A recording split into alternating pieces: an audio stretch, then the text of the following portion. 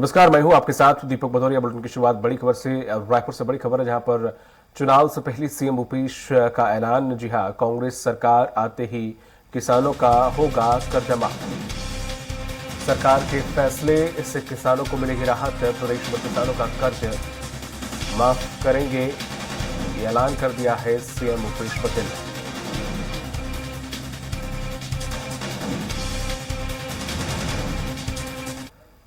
Party एक भी घोषणा नहीं करे किसान पर, मजदूर पर, नौजवान पर, महिला मन पर। और अभी तक के राहुल जी आए पहली घोषणा करे जाति जनगणना हुई, छत्तीसगढ़ में हुई। दूसरा घोषणा प्रियंका जी करी 17.5 लाख गरीब आदमी मतलब आवास दिए जाए। और राहुल जी साहब 7.5 लाख तो पहली किस्त देख रहे ना माना। और वो दिन में कहे केंद्र सरकार अपन हिस्सा दे चाहे मत दे, छत्तीसगढ़ गरीब आदमी के घर बना के रही। 17.5 लाख आवास हमन देवो, 20 क्विंटल हमन धान खरीदो, 3 घोटा में 70 रही कट रहे। अभी हमन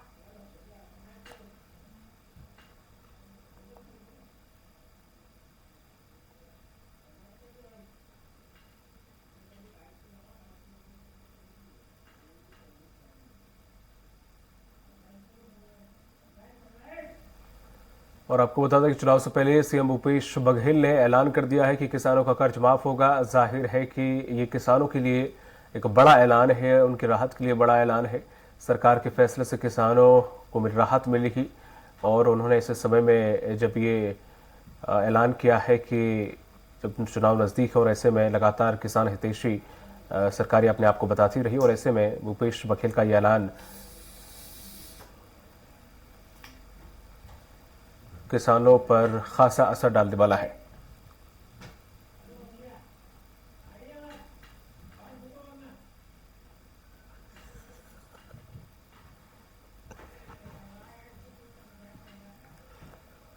आपको बताते चले कांग्रेस के आते ही किसानों का कर्ज होगा माफ, सीएम भूपेश बघेल का ऐलान।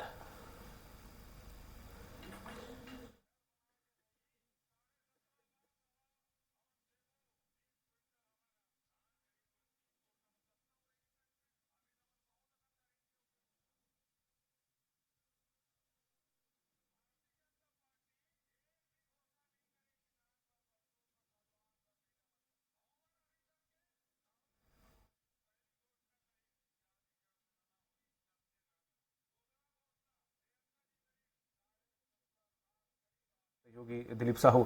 दिलीप, जिस तरह से सीएम भूपेश बघेल ने ऐलान किया है कि किसानों का कर्जा होगा माफ, जिस तरह से किसान हितैषी सरकार अपने आप को बताती रही है और इस तरह का ऐलान करना किसान के ऊपर कितना प्रभावशाली रहेगा, और क्या इस तरह से आचार संहिता लगी होने पर इस तरह का कोई ऐलान या खुले तौर पर ऐसा कह सकते हैं ये नियमावली में है?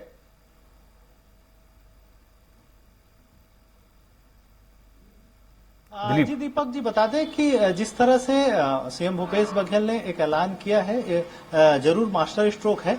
हालांकि सीधे तौर पे इसकी चुनाव आचार संहिता क्या कहती है इसको लेकर एक रुख तो होगा, लेकिन जिस तरह से सीएम भूपेश बघेल ने ट्वीट करके और खुले मन से ऐलान किए हैं, और क्योंकि चुनावी सभा में चुनावी ऐलान, चुनावी घोषणाएं आमतौर पर होती है, तो घोषणा पत्र में भी जो चीजें जारी की जाती है वो चुनाव के दृष्टिगत ही रखते हैं। और सीएम भूपेश बघेल ने क्योंकि चुनावी आम सभा को संबोधित करते यह ऐलान किया है, तो चुनाव आचार संहिता के तहत ये मुझे लगता है कि उसमें उस दायरे में नहीं आता होगा, क्योंकि इसमें चुनावी सभा था और चुनावी सभा में किसी भी तरह की घोषणाएं की जा सकती है। क्योंकि उन्होंने अभी कर्ज माफी की बात नहीं की, उन्होंने कहा कि उनकी सरकार फिर से आएंगी तब कर्ज माफी किया जाएगा। और उन्होंने इसी तरह के बहुत सारी घोषणाएं पहले भी की जा चुकी है अलग अलग मंच पर। जैसे प्रियंका गांधी ने आई थी तो जगदलपुर के मंच से उन्होंने ऐलान किया था कि इनकी सरकार फिर से आती है, कांग्रेस की सरकार अगर प्रदेश में फिर से आती है तो पीएम आवास योजना के तहत गरीबों को 17 लाख आवास फिर से दिए जाएंगे। हालांकि उन्होंने 10 लाख आवास की तुरंत घोषणा की थी, 10 लाख आवास दिए जाएंगे। और मुख्यमंत्री भूपेश बघेल अलग अलग मंचों पर इसी बात को फिर और जो बाकी है 7 लाख उसको मिलाकर 17 लाख गरीब परिवारों को आवास देने की बात कर रहे हैं। इसके अलावा राहुल गांधी भी आए थे तो उन्होंने भी एक ऐलान किया था जाति जनगणना को लेकर। इसके अलावा जो युवाओं को युवा के जो कार्यक्रम हुए थे उसमें भी कुछ ऐलान किए थे। तो इस तरह से अलग अलग जो चुनावी सभा है उसमें घोषणाएं की जा सकती है। मुझे लगता है उसी के अनुरूप सीएम भूपेश बघेल ने यह ऐलान किया है। हालांकि उन्होंने ट्वीट कर करके भी इसकी जानकारी दी है कि इनकी सरकार फिर से आती है तो पहले जिस तरह से पिछली बार 2018 में किसानों का कर्जा माफ किया गया था, हालांकि बता दें दीपक, जिस तरह से 2018 के घोषणा पत्र में एक प्रमुख बिंदु रही थी कांग्रेस की कि किसानों को कर्जा माफ, बिजली बिल हाफ, ये दो बड़ा प्रमुख चीजें था और दोनों चीजों को कांग्रेस की सरकार आते ही किए। और इस मामले को लेकर कांग्रेस भवन में एक प्रेस कॉन्फ्रेंस लिया था जिसमें कांग्रेस के तमाम बड़े नेता मौजूद थे। आरपीएन सिंह जो अभी बीजेपी में है, वो भाजपा में थे, मतलब उस समय कांग्रेस में थे, और उन्होंने गंगा जल लेकर कांग्रेस भवन में, कांग्रेस मुख्यालय राजीव भवन में एक वादा किए थे कि जैसे ही कांग्रेस की सरकार आएगी तो किसानों का कर्जा माफ किया जाएगा। और जैसे ही मुख्यमंत्री भूपेश बघेल ने सीएम पद की शपथ ली, वैसे ही पहला उनकी जो मीटिंग हुई थी मंत्रालय में, उसमें सबसे पहले उन्होंने किसानों से संबंधित, किसानों को कर्जा माफी से संबंधित फाइल पर ही दस्तखत किए थे। इस तरह से पूरे प्रदेश में करीब 17 लाख किसानों के करीब 10,000 करोड़ रुपया की कर्ज माफी की गई। तो कहीं ना कहीं किसानों को लेकर एक तरह से लगातार जो बातें आई है, चाहे 2500 रुपया धान खरीदे की बात हो, जिसमें बोनस की बात कही जा रही थी, और केंद्र सरकार हालांकि समर्थन मूल्य तय करती है। और केंद्र सरकार जब रमन की सरकार थी, पिछले बीजेपी सरकार थी 15 सालों तक, तो ये चीज हुआ था कि उस दौरान 300 रुपए बोनस की जो बात कही गई थी, 21 रुपए समर्थन मूल्य और 300 रुपए बोनस, तो 300 रुपए बोनस में कहीं ना कहीं केंद्र की ओर से अड़ंगा लगा दिया गया था कि बोनस आप नहीं दे सकते। तो 2 साल का बोनस रमन सिंह नहीं दे पाए थे, रमन की सरकार नहीं दे पाए थे। इसका कहीं ना कहीं खामियाजा उनको भुगतना पड़ा था। और जब इनकी सरकार आई थी भूपेश बघेल की, तो इन्होंने जो 2500 रुपए में धान खरीदी की बात कही थी, जब लेकिन केंद्र की ओर से कही गई कि अगर आप बोनस की राशि अतिरिक्त देते हैं तो केंद्रीय पूल में जो राज्य के हिस्से का चावल खरीदा जाता है वो नहीं खरीदा जाएगा। तो इसके लिए कहीं ना कहीं इसका उपाय ढूंढते हुए भूपेश सरकार की ओर से राजीव गांधी किसान न्याय योजना एक लाया गया, और उस न्याय योजना के तहत इनपुट सब्सिडी प्रति एकड़ 9,000 रुपए की राशि दी गई। इससे कहीं ना कहीं जो भरपाई था किसानों को, 15 क्विंटल जो धान खरीदी की जा रही थी उसके एवज में, क्योंकि उस समय 2100 रुपया था समर्थन मूल्य, और इनको 400-500 रुपए की जो लागत एक्स्ट्रा जो लगानी पड़ती थी वो इनपुट सब्सिडी के माध्यम से दिया जा रहा था। इस तरह से 2500 रुपया प्रति क्विंटल के दर से धान खरीदी की गई। तो कहीं ना कहीं इनपुट सब्सिडी की जो राशि थी उसको 4 किस्तों में भूपेश सरकार राजीव गांधी किसान न्याय योजना के माध्यम से किसानों को दी। इसी कड़ी में जिस तरह से लगातार और किसान और धान ये केंद्र में रहा है, पूरे 5 सालों तक हमने देखा है कि इसको लेकर लगातार, और इस मामले को लेकर कहीं ना कहीं बीजेपी बैक फुट पर नजर आती हुई रही है। और अभी भी जो चल रहा था, लगातार जो तमाम केंद्रीय नेता, बड़े नेता यहां पहुंच रहे हैं, वे किसी तरह की उनकी सरकार आने पर कोई बहुत बड़ी योजना या घोषणा की बात अभी तक नहीं की है। वो केवल भूपेश सरकार की आलोचना करती है, यहाँ की भ्रष्टाचार की बात करती है, ईडी और उनके माध्यम से जितने खुलासे हो रहे हैं उन तमाम चीजों को लेकर बात करते रहे हैं और भूपेश सरकार पर निशाना साधते रहे, लेकिन किसी तरह की कोई बड़ी घोषणा नहीं की। इसी बात को आज सीएम भूपेश बघेल ने सख्ती में, जो विधानसभा अध्यक्ष डॉक्टर चरणदास महंत का क्षेत्र है, वहां पर आज प्रत्याशियों के, शक्ति जिले के तमाम प्रत्याशी, 3 विधानसभा क्षेत्र के प्रत्याशी हैं, उनका नामांकन रैली, और उसमें वहां पर एक सभा आयोजित किया गया था जिसमें मंत्री टीएस सिंहदेव, ताम्रध्वज साहू और चरणदास महंत, जयसिंह अग्रवाल भी, राजस्व मंत्री जयसिंह अग्रवाल भी मौजूद थे। इस दौरान उन्होंने ये घोषणा की और उन्होंने साफ तौर पर कहा कि जिस तरह से बीजेपी के तमाम बड़े केंद्रीय नेता मंत्री आ रहे हैं, वो किसी तरह से कोई घोषणाएं नहीं कर रहे हैं, किसी तरह से किसानों के हित की बात या यहाँ के लोगों की बात नहीं कर रहे हैं, लेकिन हम ये ऐलान करते हैं। और उन्होंने ये जिक्र भी किया कि राहुल गांधी की सभा हुई तो उन्होंने जाति जनगणना की बात कही, प्रियंका गांधी की सभा हुई तो उन्होंने पीएम आवास देने की बात कही,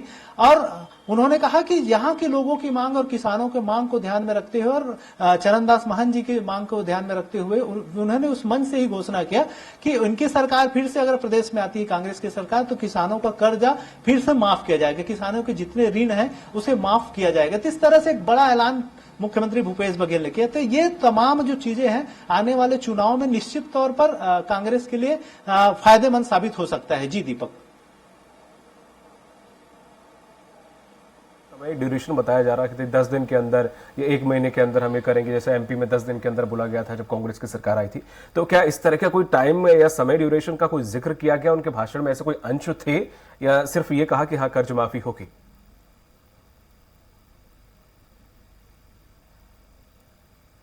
टाइम ड्यूरेशन नहीं है। पिछले बार तो था कि 10 दिनों के अंदर हम कर्जा माफ करेंगे। इस बार टाइम ड्यूरेशन की बात नहीं है, लेकिन सीधे तौर पे उन्होंने ऐलान कर दिया कि उनकी सरकार आएगी तो किसानों का कर्जा माफ किया जाएगा। तो कहीं ना कहीं क्योंकि पिछले बार इन्होंने जो ऐलान किए थे उसको उस घोषणा पत्र में शामिल भी किया था, तो हो सकता है ये जो ऐलान है इसको भी कांग्रेस घोषणा पत्र में शामिल करे। हालांकि इसके पहले भी अजय गंगवानी जी हमारे साथ जुड़ गए हैं।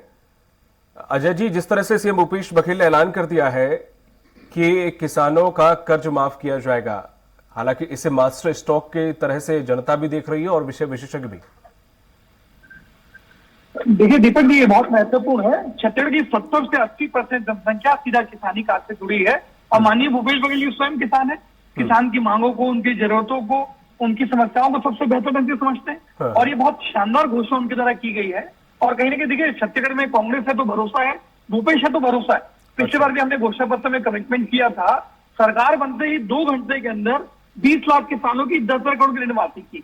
और ये इकलौता निर्णय नहीं है। आज हम 2660 समर्थन मूल्य दे रहे हैं जो पूरे देश में सर्वाधिक है। आज माननीय मोदी जी के गृह राज्य गुजरात में किसान अपना धान 1200 रुपए बेचने के लिए मजबूर है। आज यूपी में योगी की सरकार है, वहां 1100 रुपए में धान बेचने मजबूर है। तो ये महत्वपूर्ण अंतर है। किसान हमारी पहली प्राथमिकता है। आज इनके समय औसत जो है भारतीय जनता पार्टी के 15 सालों में कभी 50 लाख मीट्रिक टन से ज्यादा धान नहीं खेदा गया। हमारे द्वारा पहले साल 80 लाख, 84 लाख, 92 लाख, पिछले बार रिकॉर्ड तोड़ 1 करोड़ 7 लाख मीट्रिक टन धान की खरीदी की गई है और इस बार हमारा 1 करोड़ 25 लाख धान मीट्रिक टन की खरीदी का रिकॉर्ड बनाएंगे हम। तो ये हमारे द्वारा लगातार किसानों के संबंध में निर्णय लिए गए हैं। इसी का नतीजा है कि लगातार चाहे 5 चुनाव हो, त्रिस्तरीय पंचायत चुनाव हो, नगरीय निकाय चुनाव हो, सारे चुनाव परिणाम कांग्रेस के पक्ष में आ रहे हैं। इससे दिखता है। अजय जी, ऐसा तो नहीं है कि कहीं ना कहीं डर है कि बीजेपी जिस हिसाब से कुछ बेहतर करने वाली है या कुछ भी करने वाली, इस वजह से घोषणाओं को और हम अमली जामा पहनाने की कोशिश कर रहे हैं, किसानों को और साधने की कोशिश कर रहे हैं? देखिए, महत्वपूर्ण यह है कि हमारा जो कोई भी निर्णय है वो राजनीति से प्रेरित नहीं है। ये मूलभूत अंतर है कांग्रेस पार्टी और भारतीय जनता पार्टी में। देखिए, ये वही भारतीय जनता पार्टी अजय जी, मैं आपके पास लौटूंगा। अपने घोषणा 10 सेकंड लूंगा। नलिनेश जी हमारे साथ जुड़ गए, बीजेपी प्रवक्ता। मैं बिल्कुल लौटूंगा अजय जी, आप बने रहिएगा हमारे साथ। नलिनेश जी, जिस तरह से सीएम भूपेश बघेल ने ऐलान कर दिया है कि कर्ज माफी का, किसानों का कोई भी कर्ज होगा तो माफ किया जाएगा, हालांकि समय का उन्होंने नहीं बताया, लेकिन हाँ किया जाएगा, एक बड़ी घोषणा है। कहा यह जा रहा है कि बार बार कांग्रेस भी आरोप लगा रही है, कभी मोदी जी आते हैं, कभी अमित शाह भी आते हैं, तमाम आपके केंद्रीय मंत्री आते हैं, न तो किसानों के हित की बात करते हैं न लोगों के हित की बात करते हैं, बस कांग्रेस को कोस के चले जाते हैं। अगर हम किसानों की बात, हित की बात नहीं करें तो भूपेश बघेल जी इतने बेचैन क्यों हो गए हैं? क्यों उनको चुनाव के घोषणा पत्र से पहले अपना घोषणा करना पड़ा कि हम आएंगे तो कर्ज माफी फिर से करेंगे, जबकि इन्होंने पिछले बार अपने घोषणा पत्र में कर्ज माफी का मुद्दा शामिल किया था और कहा था कि आज के बाद किसानों को कर्ज माफी अब नहीं होगी। ये भूपेश बघेल का स्टेटमेंट है। जब उन्होंने 2018 के बाद जो कर्ज माफी थोड़ा बहुत जो किया था उसके बाद उनका कहना था कि हम नहीं करेंगे। ऐसा क्या हुआ कि उनको फिर से इस मुद्दे को फिर से लाना पड़ा है? इसका मतलब साफ है, भूपेश बघेल डर रहे हैं भारतीय जनता पार्टी के जो परफॉर्मेंस बढ़ रही है, हमारी पूर्ण बहुमत की सरकार के जो बनने वाली है, उसको देख के भूपेश बघेल जी फिर एक पैतरा कर रहे हैं कि हम आएंगे तो कर्ज माफी करेंगे। क्यों नहीं उन्होंने राष्ट्रीयकृत बैंकों का कर्ज माफ किया? क्यों हिलावला किया? जब उन्होंने अपने घोषणा पत्र में लिखा था कि हम सभी किसानों को कर्ज माफ करेंगे तो उनको फिर टर्म्स एंड कंडीशन नहीं लगानी थी, लेकिन सरकार बनते ही, सत्ता आते ही उन्होंने टर्म कंडीशन लगाया कि हम इस बैंक का कर्ज माफ करेंगे, उस बैंक का कर्ज माफ नहीं करेंगे। ये आपने घोषणा पत्र में पहले क्यों नहीं कहा था? आप फिर भूपेश बघेल छत्तीसगढ़ के किसानों को छलने का काम कर रहे हैं। छत्तीसगढ़ किसान भूपेश बघेल की छलावे में नहीं आएंगे। एक आत्मविश्वास तो होता है कि हमने ये पहल की। हाँ ठीक है, हो सकता है कि उनके उस समय उस वक्त उनके पास बजट ना हो या तमाम सारी चीजें हो, लेकिन एक कोशिश तो थी ना किसानों को हेल्प करने के लिए। आपको आकलन होना चाहिए, जो आप बोलते हैं आपको आकलन होना था। आपका जो आपने जो कहा उसका आकलन होना चाहिए। उन्होंने कहा था टीएस सिंहदेव ने जब घोषणा पत्र जारी करे थे कि हम 20,000 करोड़ का और अतिरिक्त जो है इनकम कर लेंगे। वो 20,000 करोड़ कहाँ गया? इनको कर्ज लेना पड़ा 45,000 करोड़। केवल 5 साल में इन्होंने कर्ज लेके छत्तीसगढ़ को कर्ज में डुबा दिया। अब ये कह रहे हैं कि हम किसानों का कर्ज माफ करेंगे, तो इन्होंने राष्ट्रीयकृत बैंकों का कर्ज, किसानों का कर्ज क्यों माफ नहीं किया था? उनमें क्या बुराई थी? वो भी तो किसान ही थे। उन्होंने अजय गंगवानी जी, अपने ठीक है, मैं सब ले लेता हूं आपका आंसर। अजय जी, जिस तरह से उन्होंने आरोप लगाया कि बीच में ही वो बंद कर दी गई थी, कह दिया गया था कि नहीं अब नहीं चला पाएंगे, टर्म्स कंडीशन लगा दी थी, 45,000 लाख का आपने लोन ले लिया था। आपने अपने लिए लिया था कि जनता के लिए किया था? बीजेपी तो कह रही है कि बस लोन लिया था। दीपक जी, यही भारतीय जनता पार्टी का चरित्र है। लगातार किसानों से, आदिवासियों से, युवाओं से, महिलाओं का वादा खिलाफी करने का चरित्र भारतीय जनता पार्टी के है। आज इनके केंद्रीय गृह मंत्री खुद स्वीकार करते हैं हमारे वादे जुमले हैं। ये मूलभूत अंतर है कांग्रेस पार्टी और भारतीय जनता पार्टी। हमारे वादे हमारे कमिटमेंट है। आज ललित जी शांति से सुना, मेरा निवेदन है शांति बरकरार रखिए। आप निवेदन अगर आपसे देखिए, हमने सरकार बनते ही 2 घंटे के अंदर 10 करोड़ लोगों की माफी की। ये वही मैं दीपक जी भारतीय। ठीक है अजय जी, चूंकि इस वक्त एक बड़ी खबर आ रही है इसलिए मैं माफी चाहूंगा, इसको आगे नहीं ले जा पाऊंगा। बहुत बहुत शुक्रिया हमारे साथ जुड़ने के लिए। जल्दी जी आपका भी और हमारे जो सहयोगी जुड़े थे दिलीप आपका भी। सीधे आपको ले चलते हैं रायपुर, जहां पर सीएम भूपेश बघेल लाइव है। हमारा अर्थव्यवस्था उतना मजबूत होगा। पिछले 5 साल में हमने देखा कि यहाँ के व्यापार व्यवसाय बढ़ा है। मंदी का असर दूसरे राज्यों में भले रहा लेकिन छत्तीसगढ़ में बिल्कुल मंदी का असर नहीं रहा। जो पैसा किसानों के खाते में गया है वो बाजार में आया है। बड़े उद्योगपतियों को यदि पैसा देंगे तो बाजार में नहीं आता। आप 14.5 लाख करोड़ रुपया बड़े उद्योगपतियों को माफ कर दिया भारत सरकार ने। हिंदुस्तान के अर्थव्यवस्था में क्या उसका असर पड़ा, लेकिन छत्तीसगढ़ में हमने माफ किया किसानों का, उसका असर छत्तीसगढ़ के व्यापार व्यवसाय में पड़ा, उसके जीवन में पड़ा है। ये दोनों अर्थव्यवस्था में बहुत अंतर है। ठीक है, थैंक यू। चुनाव आयोग थी टारगेट किलिंग का आरोप लगा रही कांग्रेस पर। चुनाव निष्पक्ष कराने की मांग की गई है। उनका कहना है कि निष्पक्ष नहीं हो पाएगा चुनाव। भाई पिछले समय आरोप लगाए थे कि भाजपा कार्यकर्ताओं की हत्या हुई। मैंने क्या कहा, चिट्ठी भी लिखा एनआईए से जांच करा लीजिए, क्योंकि एनआईए को किसी के सिफारिश की भी जरूरत नहीं पड़ती। भीमा मंडावी जी के हत्या हुई तो क्या किए थे, पुलिस छत्तीसगढ़ की पुलिस जांच कर रही थी और ये एनआईए भेज दिए। क्या हुआ, 3 और आरोप लगाए इसी प्रकार से हमारे कार्यकर्ताओं की हत्या हुई, जबकि वो गलत था, उतने नहीं थे जितना ये आरोप लगाए। लेकिन फिर भी मैंने कहा भारतीय जनता पार्टी के साथियों की संतुष्टि के लिए भारत सरकार एनआईए से जांच करा ले। यदि ये लोग कहते हैं मोहला मानपुर में जो घटना घटी है और उसमें ये टारगेट किलिंग है, तो एनआईए से जांच करा ले, इसे रोका कौन है? जैसे ईडी आईटी घूम रहे हैं वैसे एनआईए भी आ जाए, रोका किसने है? राजनीति ना करे, जो सही है वो जो तथ्य है उसके हिसाब से जांच होना चाहिए, सच्चाई सामने आना चाहिए। जांच चाहे छत्तीसगढ़ की सरकार करे, यहाँ की पुलिस करे या एनआईए करे, इसमें क्यों राजनीति करें? आप उससे संतुष्ट नहीं है यहाँ की जांच से, एनआईए से जांच करा लीजिए। छत्तीसगढ़ सरकार रोक भी सकती है क्या उसको, यदि एनआईए जांच करेगी तो? क्योंकि कानूनी प्रावधान इस प्रकार से कि आप रोक नहीं सकते। सर, ये ब्रह्मास्त्रों का बड़ा जिक्र होता है चुनाव में, क्या? ब्रह्मास्त्र है क्या?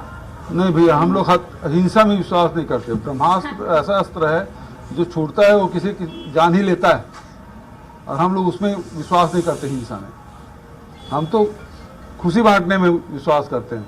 आज देखिए 26 लाख 26.5 लाख किसान के चेहरे में प्रसन्नता, पूरे परिवार में प्रसन्नता। किसान संगठन से भी मैसेजेस आ रहे हैं ना। हाँ, तो हम लोग हेलीकॉप्टर में थे, हम लोग क्या पता। अरुण साहब रिएक्शन करके कह रहे हैं कि छत्तीसगढ़ की भावनाओं से घोषणा की है। अरुण साहब जी, मैं उसका भी निकलवा लेता हूँ कितना कर्ज माफ हुआ है, और अभी कितना कर्ज लिया है, कितना माफ होगा वो भी बता दूंगा मैं।